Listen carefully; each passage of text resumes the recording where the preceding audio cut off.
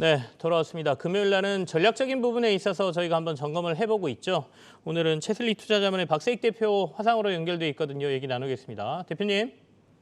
안녕하세요. 네, 예, 아침에 이제 유럽 쪽에서 금리 인상 얘기가 나왔습니다. 예상보다는 네, 좀 높게 갔습니다. 빅스텝을 밟았거든요.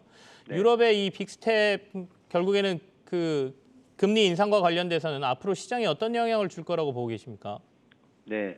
지금 연준이 이제 금리를 강하게 올려버리니까 다른 나라들도 금리를 안 올릴 수가 없죠. 네. 왜냐하면 유로가 아시다시피 최근에 뭐 20년 만에 최약세로 가고 이러다 보니까 연준이 금리를 올리면 어쩔 수 없이 따라 올릴 수밖에 없습니다. 그러면 일단은 연준이 지금 계속 이렇게 공격적으로 이번 7월 달에도 75bp 자이언트 스텝을 예상하고 있지 않습니까? 이 금리 인상이 그동안에 주식 시장을 억누르고 최근에 이제 주택 시장까지도 이 금리 인상 때문에 상당히 둔화되는 그런 모습을 보이고 있는데 이 금리 인상이 도대체 언제까지 될까? 이 부분은 우리가 조금 생각해 봐야 되는데요. 중앙은행이 통화 정책을 쓸 때 두 가지 목적이 있죠. 하나는 물가 안정, 또 하나는 완전 고용입니다. 그런 상황에서 지금 최근 페드를 비롯해서 각국 중앙은행의 이런 공격적인 금리 인상은 아시다시피 물가 안정이 목적입니다. 그렇다면 물가가 안정이 되면 이런 호키시한 그런 매파적인 스탠스가 이제 바뀔 건데요. 물가는 그러면 언제 이렇게 이런 공격적인 정책 금리 인상으로 인해서 물가가 잡힐까라고 보면 최근에 유가를 제외하고는 구리 가격도 급락을 했고요. 대부분의 원자재 가격이 최근에 많이 급락을 했습니다. 곡물 가격도 하락을 하고 거기다가 집값까지 하락하고 있습니다. 그래서 지금은 조심스럽게 CPI가 소비자 물가 지수가 피크아웃한가 아닌가라는 얘기가 나오고요. 4분기부터는 확실하게 꺾일 것 같다라고 글로벌 IB들도 전망을 하고 있습니다. 그렇다면 과연 정말로 물가가 꺾일 수가 있을까? 그러므로 인해서 페드는 스탠스를 바꿀 수 있을까? 그 부분은 우리가 알아봐야 되는데요. 최근에 그 제롬 파월이 자이언트 스텝, 빅 스텝 이런 부분들이 1980년대 폴 볼커 이후로 처음이다 이런 얘기를 많이 하고 있지 않습니까? 그때도 이제 2차 오일 쇼크가 있었던 1979년이었고요.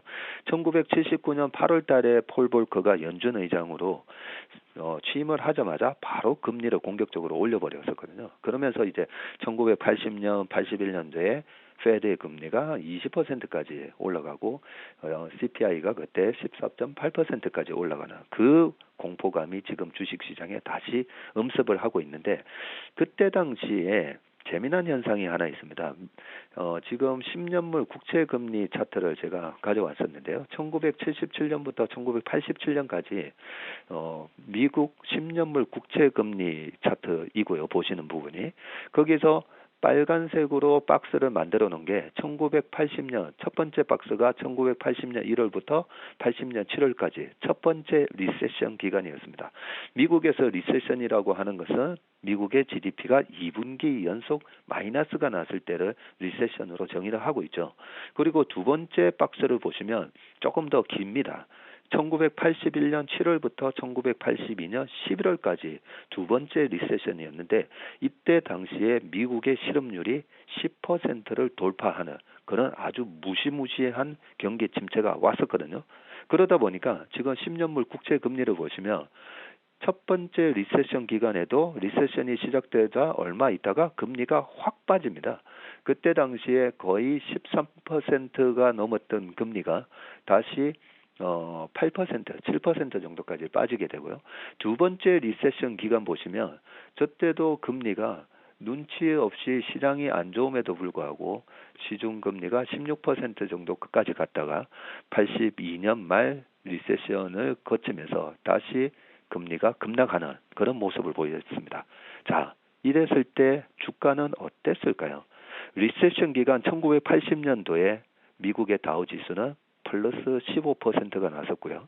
그리고 1982년 저 때는 실업률도 10%가 넘고 저렇게 금리가 올라가고 페드의 금리가 20%를 기록했던 때였기 때문에 저 때는 82년도에는 주가가 박살났겠구나 우리가 생각할 수가 있는데 1982년도에는 그의 다우지수는 플러스 19.5%를 기록을 하게 됩니다. 그래서 경기 침체를 우리가 모두가 두려워하는데 지금 이번에 미국의 GDP가 1분기에 마이너스 1.6%를 기록했지 않습니까? 그리고 지금 애틀란타 연준에서 발표하는 GDP 나우를 보면 2분기 역시도 지금 마이너스 한 1.9% 나올 것으로 예상을 하고 있고요. 그 속보치가 다음 주 7월 28일 날 저녁 9시에 미국의 2분기 GDP가 속보치가 발표가 되는데요. 2분기 연속 리세션이다라고 발표가 되는 것이 금리 공포에 떨었던 주식 시장에는 반등의 트리거로 저는 작용한다라고 생각하는데 왜냐하면 2분기 연속 GDP가 마이너스 나서 리세션으로 공식적으로 이제 발표가 되는데 과연 페드가 리세션 기간에 금리를 더 추가적으로 공격적으로 올리는 경우가 없습니다. 그래서 우리가 지금 9월 달에도 또 50bp, 이번 7월 28일 날 저녁 9시에 GDP가 발표되지만 이날 새벽 3시에 미국에서 FOMC에서 75bp를 발표하는 게 거의 기정사실화되어 있는데요. 그렇게 되면 2.25를 기록했던 그 전방 준비은행의 정책금리가 9월 달에도 또 50bp 그리고 나서 또 50bp를 인상할 걸로 우리는 예상하고 있는데 이 2분기 GDP 속보치 발표 이후로 페드의 공격적인 금리 인상 스탠스에 변화가 생긴다라고 보고 있습니다. 네. 저희가 들어야 될 게 많습니다. 질문을 조금만 답변을 간단하게 해주시면 좋을 것 같은데 환율 쪽으로 가볼게요. 최근에 외국인들이 조금씩 들어오고 있지 않습니까? 지난번에 방송하실 때 1250원대 환율에 주식 투자에서 실패한 적이 거의 없다라고 데이터를 말씀해 주셨는데 아직도 그 생각에는 변함이 없으신지 그리고 기조적으로 외국인들이 좀 들어올 수 있을 것 같습니까? 네. 지금 외국인들이 우리나라를 상황을 한번 보면요. IMF와 같은 그 상황에서도 1998년 그 우리나라의 외환 위기가 닥쳤던 그 상황에서도 외국인은 삼성전자의 지분을 20%에서 40%로 올렸었습니다. 왜 그랬을까요? 환율이 1,800원이나 기록을 하고 있으면 아무래도 우리나라 대형 수출 기업들한테는 크게 호재로 작용하겠죠. 이 부분은 98년을 얘기하지 않더라도 당장 어제 발표했던 현대차 실적만 보더라도 환율에서만 6,400억의 이익이 발생한 것을 알 수가 있습니다.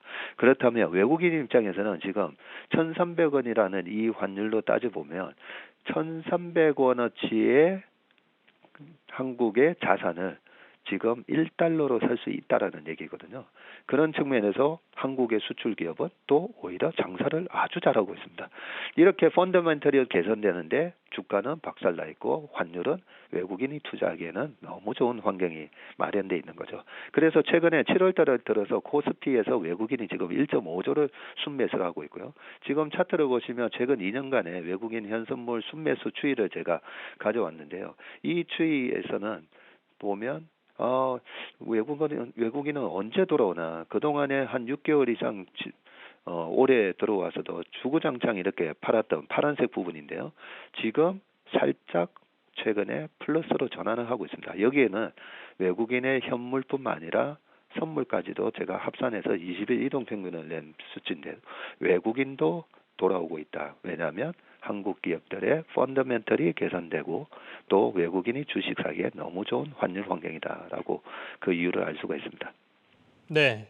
그러면 시장이 며칠간 지금 반등을 좀 하고 있고 오늘은 살짝 조정받는 분위기인데요. 미국은 3거래일째 반등했고요.